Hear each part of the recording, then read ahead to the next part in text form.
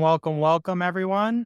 We'll wait for our guests to trickle in here, but super excited to have you all today to discuss the evolving role of both the account executives and SDRs and how it relates to building pipeline now and in the future. A couple of housekeeping items that we want to go over. Yes, this webinar will be recorded and we'll also be sending out a copy tomorrow. Please, if you have any questions, we'd love to answer them. Put them in the chat. I'll try to get to as many as I can.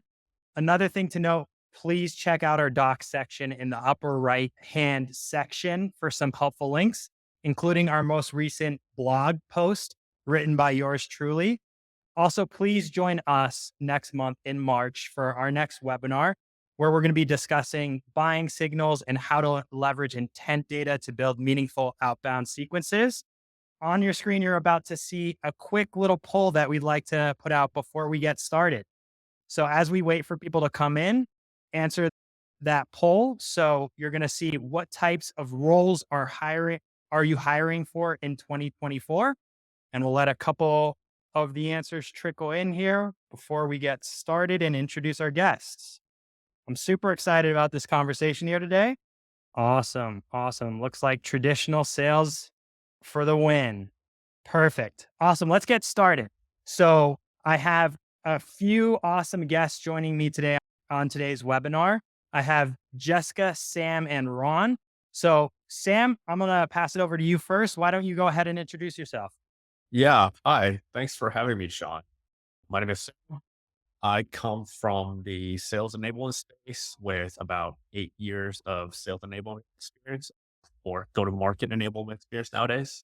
Prior to that, I was a seller in the field carrying a bag. So, really happy to be here to provide that hybrid sales and sales enablement perspective. Awesome. We're happy to have you, Sam. Thank you so much for joining us. Ron, I'll have you go next. Awesome. Thanks. My name's Ron Halbert. I run global sales development for Sirion, which is the leading provider for contract lifecycle management in the industry. And I've been running sales development for about 15 years. I did door to door sales for about 6 years prior to that. But the last 15 years or so, I've been running SDR teams globally. And I also run a podcast called The Sales Prescription, which is a sales and sales development podcast where we've gotten a little over 1.5 million listens at this point. Love the topic of sales development. Awesome. If you haven't checked out Ron's podcast, please do. It's awesome. And last but not least, Jessica, why don't you introduce yourself? Thanks, Sean. Hello, everybody. I'm Jessica Nelson. I am leading the global SDR pipeline at Stream. We're a API SDK providing chat feeds and video for apps around the globe. So I've been leading and building global SDR and AE teams for the last 10 years now. And then before that was account executive for a variety of different SMB to enterprise. So super excited to be here, excited to be chatting with the team. And yeah. Awesome. Thank you, Jessica. As you can see, we have a variety of different perspectives that we're going to bring to you today on both the AE and SDR role. So let's jump into it. Let's start the conversation around the current state of the AE and the SDR role in specifically the B2B space. So what we want to start off by discussing is how are buying motions changing and how are the SDR role and the AE roles changing. So Sam, I want to start off with you talking through some of the shifts in the buying trends that we're seeing across the industry today. Yeah, absolutely. So, I think it's no secret that our buyers are becoming more educated than they ever were. There's more areas and more sources to do their research. And also, regardless if they're fully aware that they have a problem that they need to solve today, or they have a problem that they're okay with living with today, they're still keeping their eyes open for those potential solutions out there. So it really becomes imperative for the SDR team and the account executives to be able to collaborate together and really come up with a strategic approach, that ties into where the prospects, the leads are within their buyer's journey, right? So it's not about that. And I'm not going to say people are doing spraying, praying, but I would say that's definitely a more acceptable strategy, call it 5, 10, 15 years ago. And now, if you are not targeted and you're not strategic, you're not getting their attention because chances are if you're going in with something super, super generic, they probably know more than 100%. With all the information that's out there, right? Your buyers probably know of you, even if they're acting like they don't know, right? I think that's a great point. So, Sam, when you think about it, who's responsible for buyer education? Who do you think that falls specifically? I think it depends on how your internal team is structured. There are definitely areas where if the solution that you have has a little bit more of that public perception that exists and that it's not something new and there is a decent amount of competitors out there, I do believe that your sales development reps should own a little bit of that education. But I feel like if you're a little bit of that niche product where you're either starting to create that market share or starting to create that category, then it's a little bit of both. The SDR has to do talk enough from a solution and impact perspective to get the buyer at least interested in hearing more, getting past that first 2, 3, 4 minutes. Mm. But then it's up to the account executive to really tie in that education piece while they do their discovery process. I totally agree. And then that falls onto one huge topic, which is enablement, right? In order for SDRs to e- actually educate your prospects and their buyers, they got to know what they're talking about, right? So it's so important that your team is actually enabled on the types of conversations that you're going to have, the pain points that the prospects might be feeling. So, Sam, does your team focus on anything specific with enablement since that's your side of the house? Yeah. So I like to think of enablement very similar to a college or university curriculum, depending on whether you're domestic to the US or international, right? There's always going to be a 101, 202, 303, and kind of four type of curriculum. Your 101, I don't care whether you're an SDR, you're an AE, or even an SE, CSM for that matter. That's foundational information that is that 10,000-foot view that regardless of what role you're in, you're going to have to understand that foundational knowledge. And then as we think about it from an enablement standpoint, then that's when we start getting into the 202, where if you consider it very similar to a prerequisite curriculum for your majors or your focus of study, that's when you start getting a little bit deeper and really going to, okay, how does that foundational knowledge apply from a SDR prospecting perspective? How does that knowledge apply from an account executive educational and opportunity management perspective? How does that material apply to sales engineering and being able to provide that technical perspective? And I know I'm getting slightly off topic with SC2, but that's how you start thinking about what that curriculum looks like. And then as you get into the more advanced 303 and the more advanced 404, where you're actually talking about your majors, your focus study type of classes, that's when you're really diving into all the different strategies you can leverage from that 101, 202 material from that enablement standpoint. And we have to be able to build it step by step like that. Otherwise, if you try to jump from 101 to 404 to 302, you're going to lose your audience from that retention and most importantly, that adoption standpoint. When we think about enablement, right? If the audience doesn't absorb what we provide and they don't use it in the field, why did we do it? Amen. So true.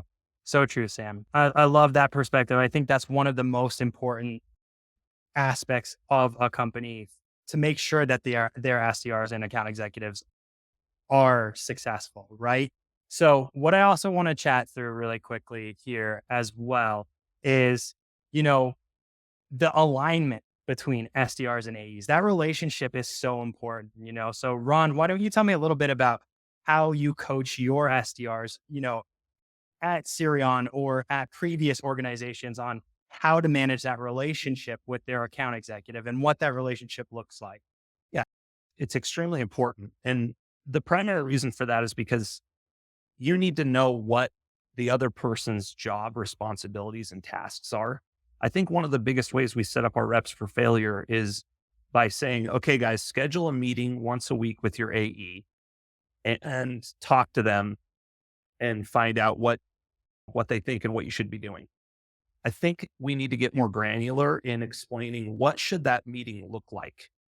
What should you be scheduling during that meeting? And for me, what I focus on is the first part of that meeting should be get to know you. You should know personally each other and have a relationship on some deeper level than just a colleague. And then beyond that, are they helping you identify which accounts you're targeting? And then once you've identified those accounts, are they helping you identify which contacts you're targeting? And then once they help you identify those contacts, and I'm not saying that they need to go through and go to Zoom Info or go to LeadIQ, go to these different tools and find the contacts on your behalf, but giving you specific personas and titles that you should be targeting on a regular basis. And then from there, what messaging is going to resonate with these people overall? Here's the sequences or cadences that I'm using today. This is what messaging is found in those sequences and cadences. What adjustments do you think I should make, Mr. or Mrs. AE, that knows this target, the account that I'm targeting, the people that I'm targeting? How would you make those adjustments overall?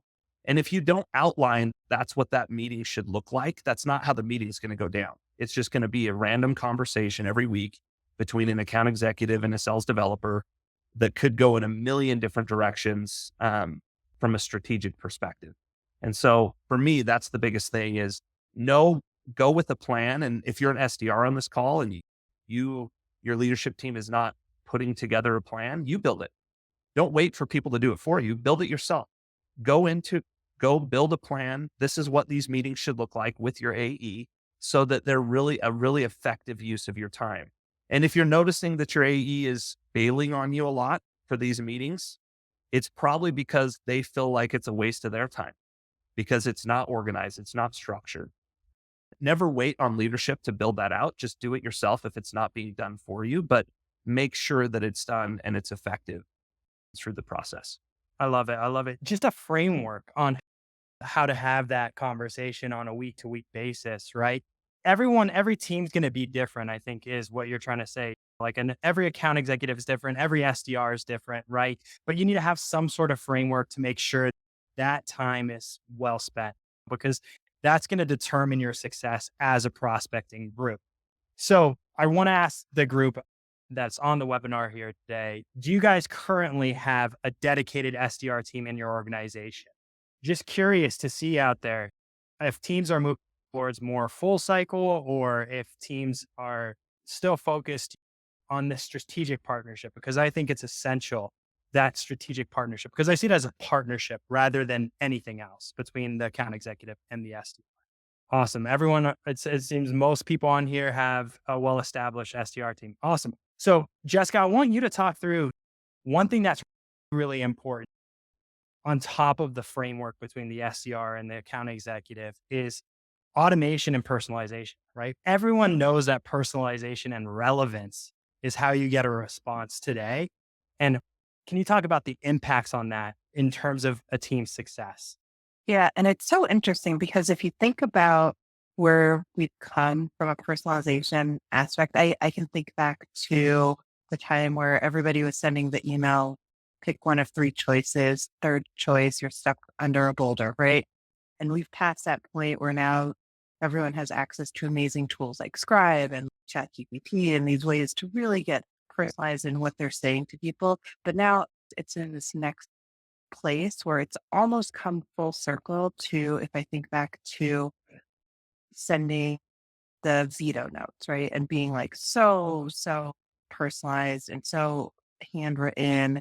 I mean, I've had SDR candidates have sent me, like I'd once be on my desk, a little handwritten plan to get attention. And I think that's the next phase of this where, yes, that information about where you went to school and what your interests are and ways to compile that is out there. But where can you take that to a level where you bring it back to the pain and the solution that you're offering, right? Because it's not just about, yes, I know about you, I've done a little bit of research, I understand what you do, what your company is, but it's really, but this is why it matters, right? Like I've personalized it to not just who you are and what you particularly care about, but like really how I can make your day easier and how I can take the product that I'm offering and make an impact in what is probably budget or time or something that's really critical to you and how you're being judged. So I think personalization has gone past just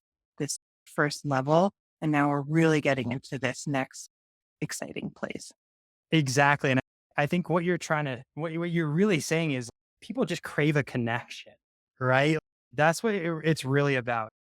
Yet you got to be creative, but at the end of the day, humanize yourself. Be human. You're talking to another human. Oftentimes when we're prospecting, we take that human aspect out of it with templates and automation and sequences and all of that stuff. But that human aspect gets lost. And like you said, it doesn't matter where they went to college or like if there's a post that they posted out there, if it's not relevant to their day to day and how it's going to impact their business. Great point, Jessica. I love that perspective. And I think, like you said, we're going more shifting back to old times, like the old school way of prospecting, where you went and hand delivered those notes and you went face to face and met that person. And what do you think, Jessica? Do you think like the pandemic sped up these changes, or how do you think the pandemic, how do you think the pandemic really impacted this way of prospecting? That's a great question. I think what it was is people got to this point where there was so much information on them at all points in time, right? There was a very blurred line between work and home life, right? So you were just constantly either reading emails or like you're just looking and looking at things. So now you're at a point where, okay, I know all the information, I know the things that are out there, but how can I really categorize what's important to me? Love it. Love it. Exactly. Exactly. And Ron, I want you to jump in here. I think you have a pretty awesome perspective on how the economy has changed with the pandemic and how that relates to what we're doing on a day-to-day basis. Yeah, at the end of the day, there's basic changes that have happened since the pandemic where things like it's going to be a lot harder to find SDRs willing to work in an office 5 days a week, as an example. There's some basic things like that. SDR as a function or AEs as a function is becoming more hybrid and sometimes even remote in nature. But beyond that, the biggest change for buyers is the economy has made them more strict about what softwares they will buy. There was a point in time where software, frankly, I don't know how an easy way to say it other than it was easy to sell. You could drop our ROI and sell any software on the market. They're becoming much more careful. And now we're seeing SDRs finding more of what are called latent need deals. So latent need deals, what that means is they have a problem that they need to solve, the prospect does, and your software can solve that problem. However, they don't have an active project to buy software to solve the problem. So they need to be convinced that it's even worth starting an active project. And it's a huge problem that I run into talking to sales development leaders and sales developers every day is account executives are still getting on discovery calls and saying, so why did you reach out to us? So what are you looking for today? That's how they're starting these conversations. And the prospect saying, I didn't reach out to you. You reached out to me. I'm not actively looking to buy what you're selling. Your sales developer told me that you have a way to solve problem XY. So we need to become better at selling what I call early stage deals where there isn't an active project. And in all honesty, your definition of an opportunity or sales qualified opportunity, whatever you call it at your company, it should include latent need deals. If you're not going to target latent need deals and you only want active projects, you don't need an outbound team. You just need inbound. Because outbound teams, the chances that they're going to randomly cold call into an active project of somebody that happens to be looking to buy a software you sell, it's very unlikely for a cold call. So you have to be prepared to have those conversations early, high and early, latent need deals where they do have problems and your software can solve the problem. You just have to convince them to create the project as an account executive. And we're seeing this massive gap between sales development and account executives where AEs, they want active deals. Of course they do. Who doesn't want a deal where they're looking to buy a software you're trying to sell? But the sales developers themselves are not finding as many of these active projects because there's not as many in the market during an economic downturn. But if your product can do one of two things, if you can either save the company money or increase the company's revenue, then you can still find an opportunity to sell to that client. So I had one of my favorite CEOs that I used to work for. He started every vendor call with, "Are you here to save me money or make me money?" And I think you need to be prepared to answer that from a value perspective. What is the problem that they have that your software can solve? And does that equate to money saved or money earned? And you need to be able to provide enough value for them to create an active buying cycle to look at the product you're selling. And we're seeing that AEs that are trying to live in the old school ways of can sell software because it's software and everybody's trying to buy software. There's a lot of failures happening out there from that perspective. And the new President's Club winners are all people that can take something from latent and turn it to active. Love it.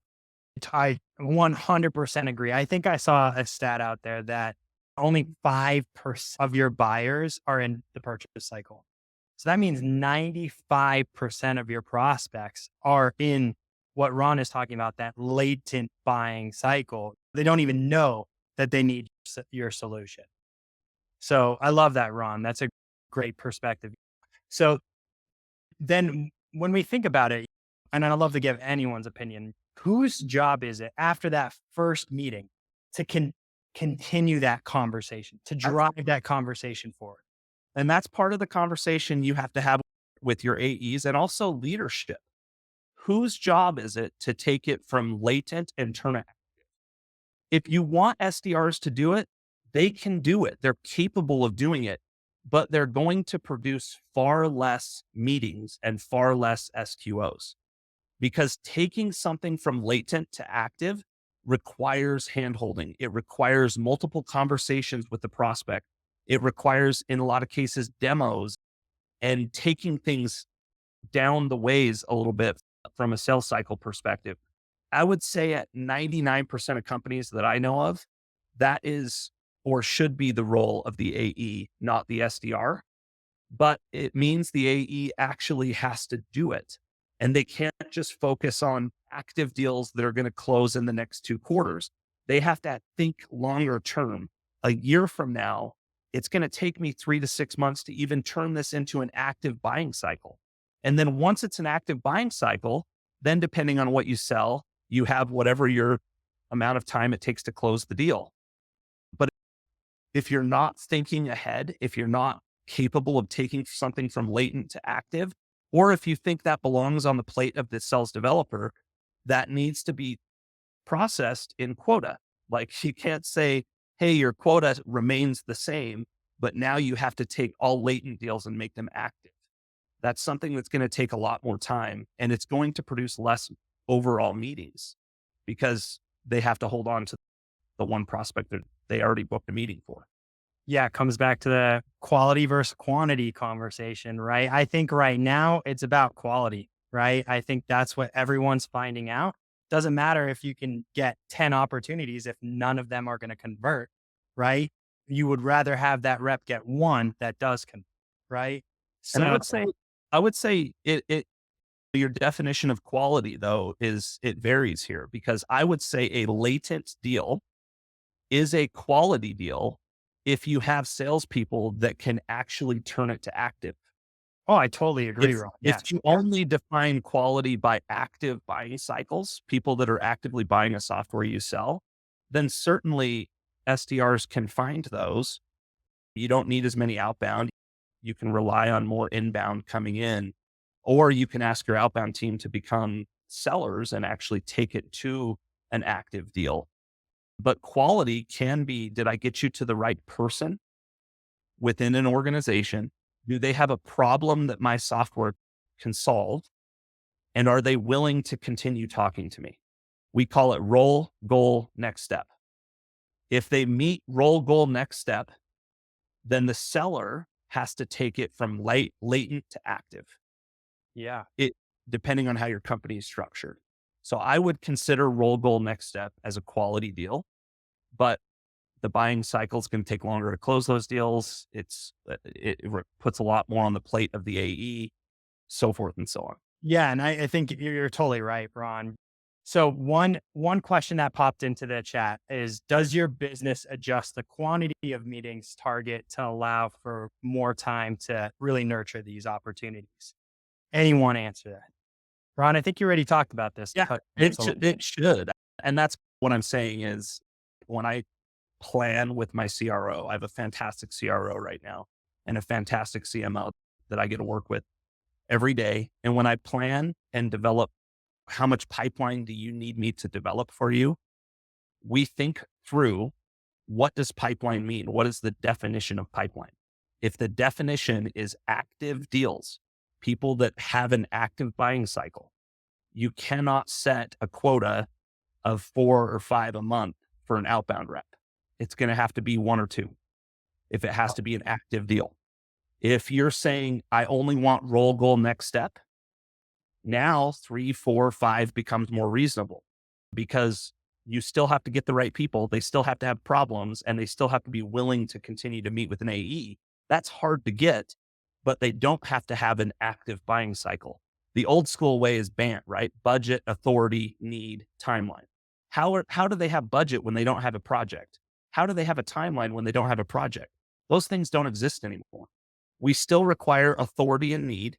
Is it someone I can sell to? Do they have a need for products I provide? And are they willing to continue meeting with me? Those are the new requirements for new age sales development organizations. And then you need to take it from there. Yep. And I think something that's happening now because of this shift to more latent need deals is also like the skill gap that's starting to form between SDRs and account executives, right? It's a lot harder for SDRs to get the skills to be ready to be an account executive if all they're doing is focusing on prospecting and setting meetings. So Jessica, I would love to get your opinion, or Sam, get your opinion on, how your teams are bridging that gap, because we're noticing that skill gap starting to slowly increase due to these changes. Yeah. And I'd say that's a point that I talk to my team about quite a bit, where it's like, you want to take that next step. You want to move from an SDR to an AE, to maybe a CSM, maybe a SC, right? Whatever the career path that you want is. But to do that, you really have to understand what that looks like, right? So that means having those conversations, doing that qualification, really understanding the needs and why someone would buy your product. So for us, it's really about how can you get the SDR involved in the entire process. And going back, Ron, exactly what you said for the quality versus quantity, right? We are hyper focused on what are the right accounts, right? Like we're not going to just say, here's 1,000 accounts that look like maybe they're going to be good. What are 100 really good accounts that we can have you hyper focused on and know that if we get a meeting with that, then our chances of success are really good. And the AE and the SDR partner so closely to understand what's the use case, who's the right person, how can I make sure that they feel the white glove. We talked about the white glove experience a lot here, or it's from the first time that a company is going to interact with us to the time where they potentially become a customer. They really feel like we understand why they want to do business with us, why they pick us instead of a competitor, or why they would actually put their budget on the line to do something versus trying to do it themselves and build it in-house. Totally agree. And Jessica, you brought up such a great point, I think, is the fact that SDRs have to be a part of this deal cycle, like in order to learn. And also they're there to be a second pair of ears, to hear pain, to understand the use case, to chat through it with their account executive. That's where that strategic partnership that you're talking about, Sam, comes into place. So I would love to hear from an enablement perspective, how you enable your team as well. Yeah. Yeah. And it all goes back to my earlier statement of creating a curriculum that, again, I don't care what level you are, what role you are from a foundational level. you have to know that the foundational knowledge, because what it does is it creates consistency and a single customer journey message, which is what will tie in the SDR team with the account executive team, especially throughout that handoff process. And from the perspective of getting the SDRs more educated, enablement, it's up to enablement to work with the SDR leadership like Ron, like Jessica, and then work with the future hiring managers of those account executives and creating what a transition curriculum looks like. And as they are doing their job from the SDR perspective of setting quality meetings that can convert and joining those meetings, it's up to them to not only tackle those responsibilities, but have the ambition, have the fire, have the want to learn more and go through those transition curriculum at the same time. So as they are improving their chances of moving up into that role, they're actively leveraging that transition curriculum path into their day-to-day SDR activities in order to show their day-to-day incremental improvements in the field as well. And I think at Salesforce, like you have to be able to do the job before you get in the job. So like I would run discovery calls for my account executive. I would hop on a lot of deals just to make sure that when I got in that position, I was ready. There wasn't that skill gap. There wasn't the nerves or anything that comes into play. Sam? Yeah. And I think that depends on organization by organization. I think if you're a little bit more on the SMB side, definitely yes. If you're more on that enterprise side, I Yep. would say probably not. But where I typically see SDRs finding ways to bridge that gap, depending on the size and corporation that they're in, is having SDRs not just sit in the calls, but having those post call reviews where AEs and their managers are looking at, okay, what are the details I need to care about? What are the red flags? What are the potential risks? And having the SDRs provide their perspective based on what they heard from that meeting and providing their guidance on, hey, have you thought about this? Those are very like real life example ways for SDRs to improve the way they think, improve the way they speak, improve the way they talk, improve the way they pitch without that real life experience. Again, obviously we want to give it to them if possible, but it has to depend on the type of business and what that sales cycle looks like.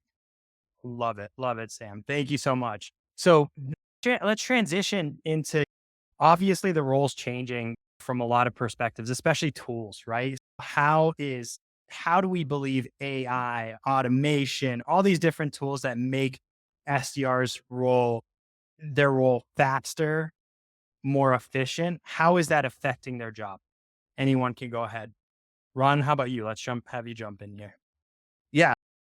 I think there's a lot of SDRs and SDR leaders that are almost afraid to leverage AI or afraid to leverage certain tools because there's this fear of I'm going to be replaced.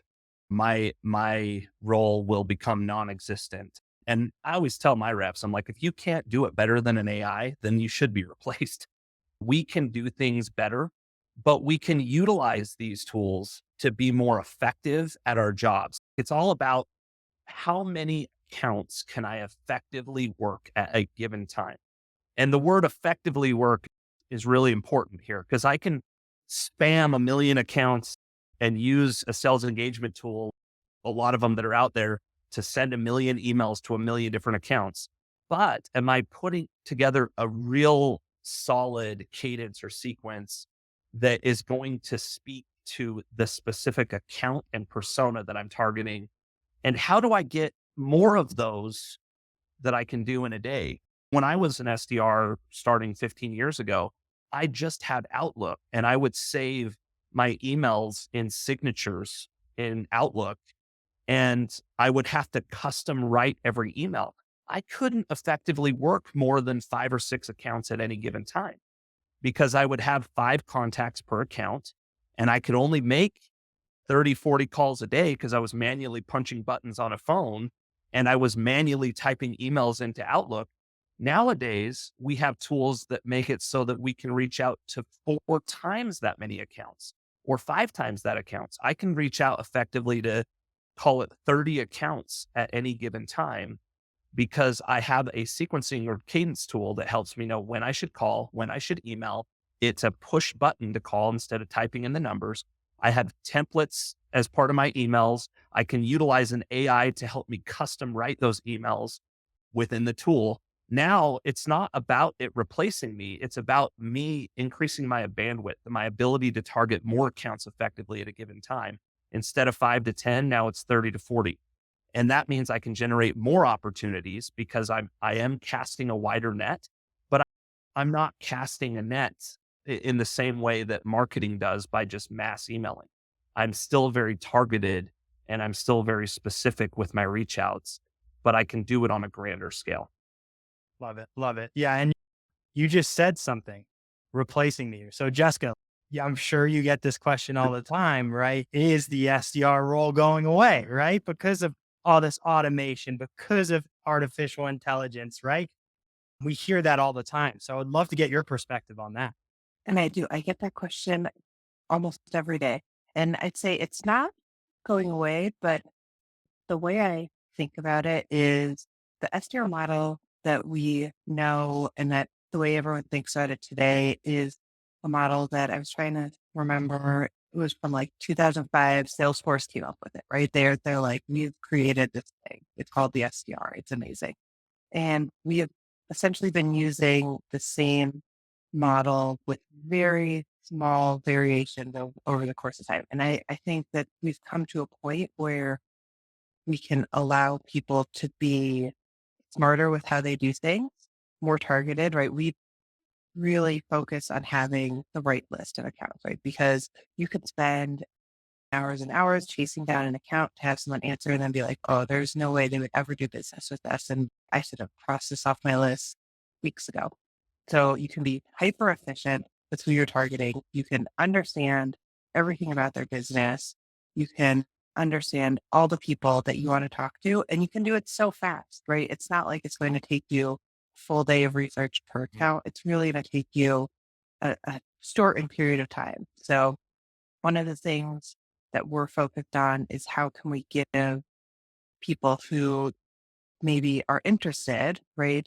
And we know that they're right, that experience from the beginning of the time when they start interacting with the product or they start thinking about it, or it's like even an idea in their head, give them that full white glove experience, right?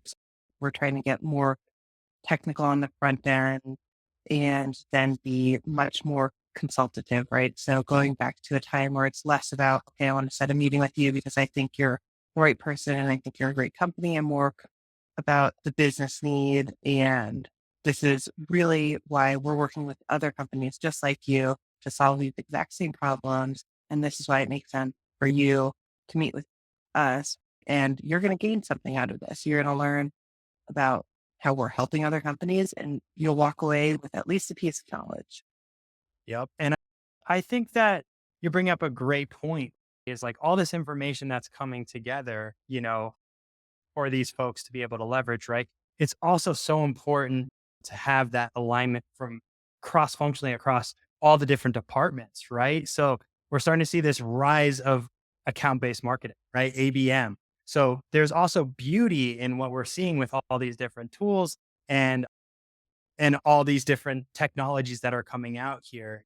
From an enablement perspective, Sam, how are these tools helping your space? I'm really intrigued by that. Yeah. So I would definitely say these tools have helped improve the productivity of SDRs. One thing I will say is that I definitely agree with the consensus where SDRs aren't replaceable at the moment. Working for previous AI companies, the AI is only going to be as good as the data and the large language models behind it. And when you think about popular technology like ChatGPT, where there's a lot of broad data, that's great. You're going to get a lot of great information, but you're also going to get a higher chances of hallucinations. And if you think about a more defined model where you have less data, that's also great, but less data means less scenarios that you can cover.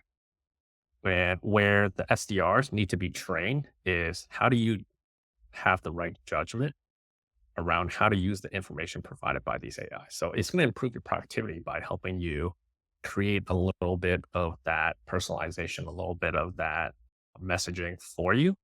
But then the SDR still have to spend a little bit of time and figure out, is this still the right message? Is this still the right body paragraph I need to send? Is this going to make sense based on that hyper personalization of going after good ROI accounts as Ron and Jess talked about, right? So definitely helping with the productivity piece and maybe getting rid of some of those manual tasks. But the thing that it won't get rid of is the judgment piece. 100%. And that's what I think. I think you bring up a great point there, Sam. I think where we're going to see the gap is the folks that have the foundation, the SDRs that have the foundation, the business acumen, the understanding of the industry, the understanding of the solution and everything like that are going to be far better with these tools, right? And the folks that don't put in the time to learn the foundations, we're going to start to see that disparity get even greater and folks are going to be way worse off, right? Because if you just rely on automation and just AI to do everything for you, you're not going to succeed by not knowing those foundations, right? Perfect. So I want to jump into the future now of what a team's going to look like, right? So I want to pop up on the screen a quick question for us to pull here. What do we feel like the ideal AE to SDR ratio is for a sales organization? I've been at organizations where it's 5-to-1, it's 1-to-1, it's 3-to-1, right? What do we feel like is the correct ratio? Depends on the segment. I like that. I totally agree. I totally agree with that too. Awesome. So looking like 2 AEs to 1 SDR, barely scraping by with the win there. So Ron, why don't you tell us a little bit about the ratios that you look for and how you built those ratios for your teams? Yeah, the ratios for me is dependent upon. I told this to my CRO. I'm like, don't tell me what you think the ratio is. Just tell me how much pipeline you need, and I'll tell you what the ratio needs to be. There are two approaches to building out a model for developing pipeline. There's a bottoms up approach and there's a top down approach. So you can say, hey, in order to close this much business, I know that my average deal size is X and I know that my close rate percentage is Y. And I can then determine how many opportunities I need in a year in order to hit the closed one number. And it's just a mathematical formula that you can build. You can do a very similar formula from the bottoms up where I can tell you, I can look at historicals, and then I can also look at general averages, industry averages to tell you this is how many opportunities an outbound SDR can produce in an individual month. And again, that will depend on the definition of an opportunity. And then I can go from the bottom up to tell you with the size of the team I have today, I can produce X amount of pipeline. And if the bottoms up doesn't meet the top down and they don't match each other, there's a gap. And that gap is, you have to find out where that gap is overall. But the current company I work for today, Sirion, incredible company. We sell primarily to enterprise companies and we need to be 1-to-1 to hit our targets. In order to hit our pipeline targets, we have to be 1-to-1 on the enterprise side. We don't even do outbound reps for commercial. We only do outbound supporting enterprise. Commercial is exclusively supported by inbound and marketing generated leads. And that is the math that works out when you do a tops down approach and a bottoms up approach to find out how much pipeline you need. So I have this conversation all the time. It seems like every company I go to, I'm like, hey, stop telling me what you want the ratios to be and just tell me how much pipeline you need. And I'll tell you the ratios that we need to hit that target. I do think that ratios start to break down at certain points where if you're getting to 4 to 5 AEs to 1 SDR, it becomes a scenario where it's like, hey, this SDR can't produce even one opportunity per AE per month. So as long as you only need 1 or 2 per quarter per AE, this will work out just fine.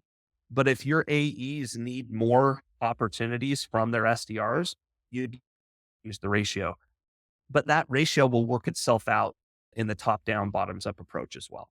Totally agree. Totally agree. I love that you always go back to there's math for that, right? There's math for that because there's always a way to back end it to figure out what is best for your business, I think, right?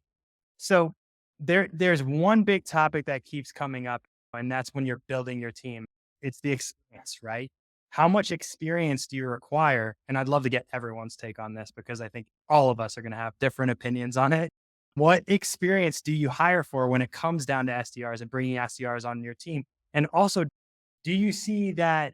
Are you okay with someone being an SDR lifer or a BDR lifer and hiring someone like that? And Sam, why don't you jump in? Yeah, I'd say that, and it sucks that I have to say it like this way because I know it's not the best answer, but I say it depends on the need of the organization.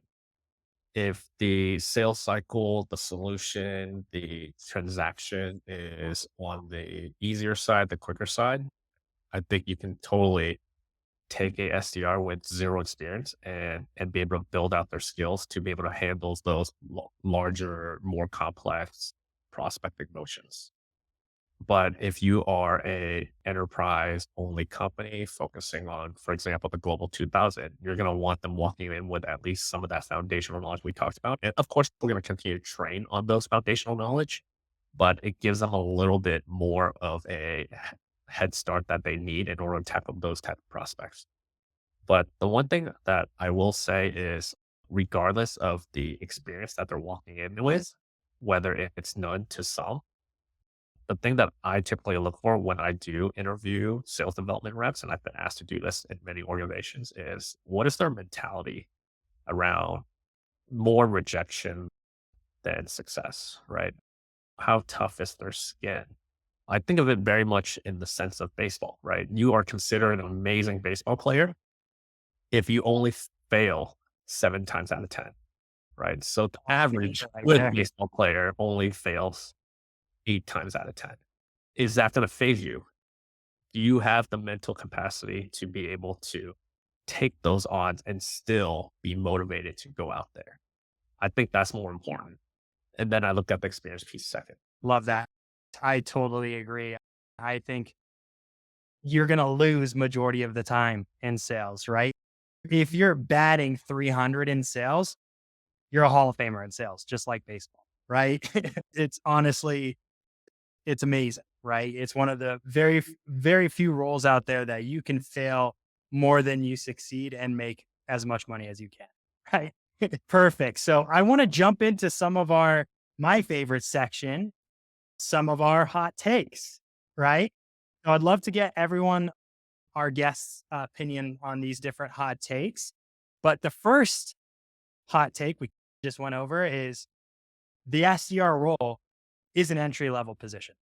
Jessica, I'd love for you to jump in here since we heard a little bit from Sam and Ron about this topic. How do you feel about this? So I echo a lot of what Sam said. I think the one important thing to think of is regardless if it is an entry level SDR or the role is an entry level role at the organization, it is likely the entry level sales or go to market role within any organization that a person is joining. So even if you are an SDR lifer, if you're like brand new out of school and you're in your first role, it is likely the most entry level role in any sales organization. So in that aspect, it will likely be somewhat of an entry level role, even though there are different, to Sam's point, skill sets, needs based on the company, right? Some organizations are really looking for someone who is coming in with a book of business, who like has a full portfolio of people that they can call into and start setting meetings immediately versus lots of companies love fresh out of school people. Or then there's somewhere in the middle, right? We are hiring people who are technically entry level in sales, right? The team I have now, but they have a good amount of developer coding and engineering background. So they're not necessarily what you would consider an entry level person, but they are moving into an entry level, first level SDR role, right? Where you can then build into maybe there's a level 2 or a senior level, a team lead, right? as you think about your teams and how you structure it, a traditional SDR will be that first step into it, but it isn't always necessarily tied to not having experience. That's my thought. Love it. Love it. Yeah, no, I totally agree. I don't think there needs to be a tie between the two, right? And I think this is slowly starting to change, right? Like, how do you think that's going to change in the future, Ron? Do you think that organizations are going to require more experience for SDRs just because of how strategic we're all talking about getting super targeted, getting super strategic, having all this business acumen and all of that stuff, right? For this role. How do we expect someone right out of college to have that right now? So it's interesting because I taught a professional sales class last week at BYU, and there are a lot of universities now that have sales as a degree that you can go into at school. And they were getting into some fantastic details in that class of how to sell software, even the current, I don't know, curriculum that they're in or whatever is revolves around software sales. But I think when we say the word entry level, there's entry level into the job market and there's entry level into your specific career of software sales. This is not an entry level into the job market job. I would say when you're in high school and you get a job at Ross and you're working the register, that's an entry level role into the job markets in general. This, you need to be more sophisticated. You need to have some experience in the job market, but I don't think there are some exceptions to this, but most SDRs do not want to be SDRs forever. They want to move on to something else. They want to become account executives. They want to go into enablement. They want to go into marketing, etc. So it is and should be considered an entry level role within the software organization that you're in. I run an internship program that I pull interns from colleges, and I run this 3-month internship with them where basically we teach them, we trial them as SDRs. And if they start doing a fantastic job, we offer them a full job. And I've done that at the last 2 companies that I've been at. That would be more entry level where you can test them out as an SDR, but we don't typically have the luxury. I don't have the luxury to post for a job and get people with 5 to 10 years experience in sales development. That would be cool, but that doesn't really exist in the market today because that's not a desirable career overall for most people. Now it can be. And specifically here at Sirion, we pay our SDRs a premium. We do a really good job with compensation for SDRs and senior SDRs, more so than I've seen at any other company that I've worked. And so we're able to go steal SDRs from other companies. But when we steal them from other companies, they still are saying, what are my chances of upward mobility? What are my chances to get promoted? So it's still entry level in that way, shape and form. If you don't have an enablement program to build your reps into something fantastic, if you're reliant on hiring as your form of finding success as an organization, you'll fail. You have to build out a program and a model to develop SDRs into fantastic sellers. And once you have that in place, you'll be great. You'll be in good shape. I totally agree with that because me, from my own journey coming into the SDR role, it took me 6 months to really figure this out. But once I figured it out and it clicked for me, I hit the ground running and I was crushing. But some people pick it up right off the bat too. Some people are the type of people that pick it up right off the bat too, but it just depends on the person as well, like Ron is saying. Want to jump into our second hot take here. And I love to get everyone's opinion. AEs should be responsible for sourcing their own pipeline, right? And what percentage of that pipeline should they be responsible sourcing? Any one of you have strong opinions on this? Jessica, Sam, Ron? I can provide it from a enablement process or revenue operations process perspective. I would say AEs are responsible for hitting their quota, regardless of the source of the pipeline. And I know that's not a contradiction. I think that's a statement that, it always feels, oh, that's a very black and white statement. But I would say that when you create responsibility for one role versus another role that gets compensated differently, and creating conflicts between the AE and the SDR in regards to how their partnership needs to work together and in a strategic manner, especially through all the things that we've talked about from a B2B software sales standpoint today. That actually decreases productivity. That actually decreases efficiency. That also decreases effectiveness.